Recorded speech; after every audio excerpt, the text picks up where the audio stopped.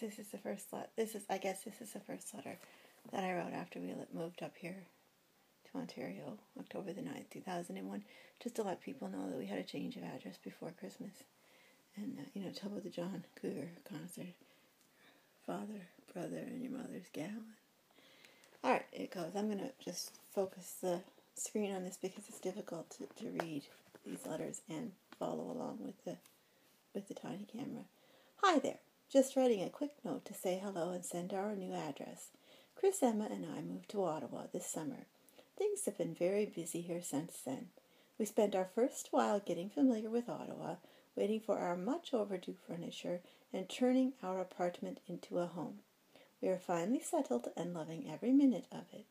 Chris started an independent IT corporation and has been doing contract work with the Department of Transport. We had quite a scare in September with all of the bombings. Chris was working downtown near Parliament in the tallest building in Ottawa, he later discovered. They were all sent home before day's end. Things are business as usual since then.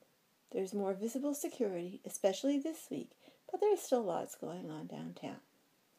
I'm at home with Emma right now, at least, although I'm still busy teaching a fair bit. I don't know what I might do as she gets older. The buildings here seem to be in much better repair than those at home, so my need to teach might win out over my fear of getting sick again. That was definitely a prescribed speech pattern. It has been 2 years now since I have had any ongoing trouble with allergies or with my asthma, and right now it just feels good to feel good. Love to see how many of me were walking into specialists up here. Emma is doing very well.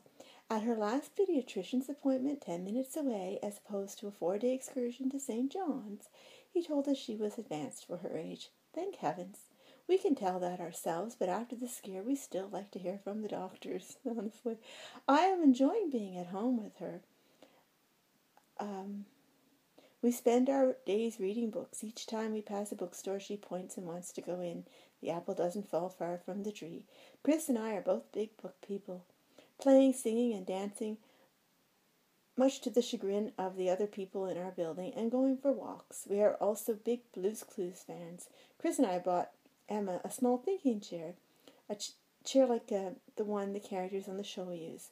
The day we brought it home, she and I practiced getting in and out of the chair. It took her no time. Her father was so impressed. He sat in our wing chair and said, "See, Emma has a chair and Daddy has a chair."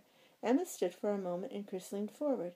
Very quickly she turned to him, shook her finger, and in a very stern voice said, "Only Emma."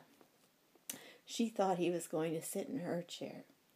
We've been enjoying Ottawa to its fullest, shopping when we feel like it, and spending summer Sunday mornings having breakfast in the park.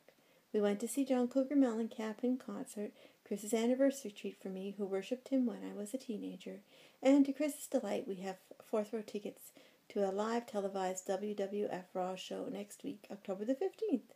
Watch for us. We are even going to see Rod Stewart at the end of the month. What's that they say about letting children loose in a toy store?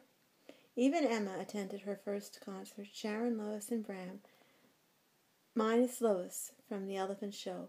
There are so many choices here. It's great. And there's our new address. And, well, we're not there anymore. But, encloses a picture of Emma, taken at 1 year. Keep in touch. And that's that letter.